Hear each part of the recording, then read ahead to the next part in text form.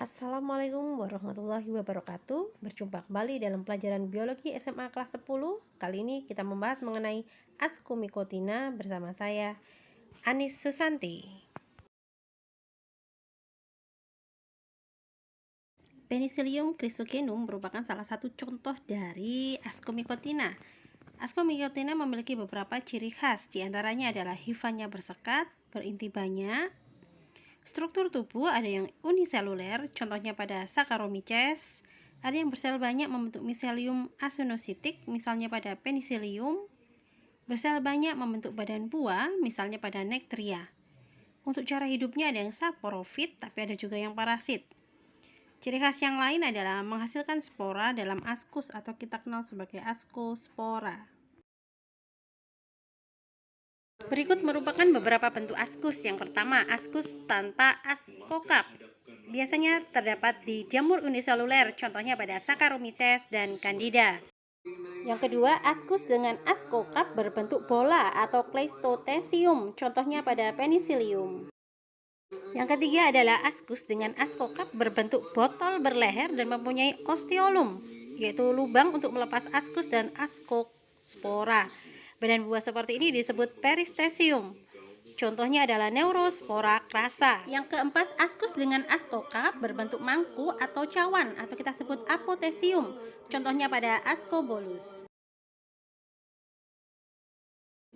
Reproduksi Ascomycotina secara aseksual dan seksual. Untuk reproduksi aseksual pada Ascomycotina multiseluler melalui fragmentasi miselium dan pembentukan conidia. Conidia merupakan spora aseksual yang terdapat di ujung conidiofor. Sedangkan pada Ascomycotina uniseluler dengan membentuk tunas. Perhatikan gambar di samping. X merupakan stolon, Y conidiofor, dan Z merupakan conidium. Miselium mengalami fragmentasi membentuk conidium. Conidium menghasilkan conidia. Jika tempat sesuai, maka conidia akan tumbuh menjadi miselium.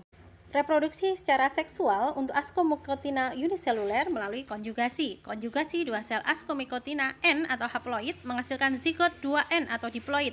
Zigot akan tumbuh menjadi askus. Dalam askus terjadi pembelahan meiosis menghasilkan 4 sel ascospora N atau haploid. Reproduksi seksual pada Ascomycotina multiseluler dimulai dengan ascospora tumbuh menjadi benang-benang hifa-hifa bercabang membentuk miselium. Ujung miselium akan berubah menjadi ascogonium atau oogonium dan antheridium yang saling berpasangan, sehingga terjadi pembelahan mitosis membentuk hifa 2N atau diploid. Ujung hifa dewasa akan membentuk askus. Inti pada askus akan membelah secara meiosis membentuk 8 ascospora haploid atau N. Ascospora yang jatuh di tempat sesuai akan berkecambah membentuk hifa haploid yang baru.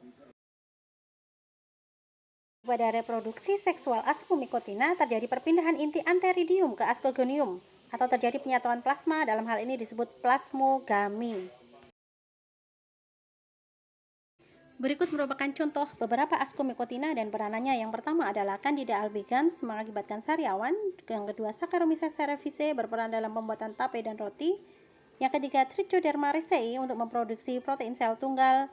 Keempat, Penicillium notatum untuk menghasilkan antibiotik. Yang kelima, Morcella esculenta, badan buahnya enak untuk dimakan, dan Neurospora crassa yang berperan dalam proses pembuatan oncom.